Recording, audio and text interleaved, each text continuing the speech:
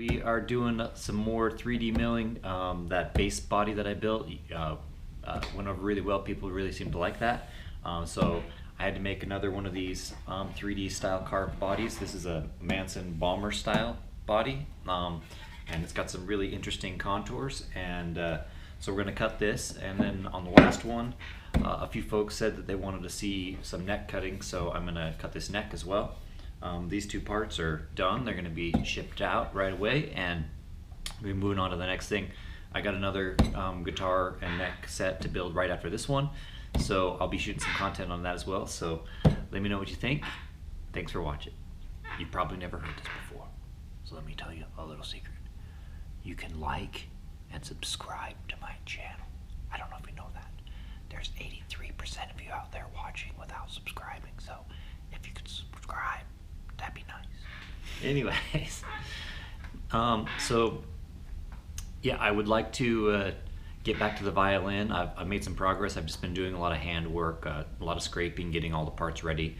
The next cut, the next thing we're going to do on that violin is set the neck, which is I'm going to do differently than you see traditional violin builders do, and that should be really interesting.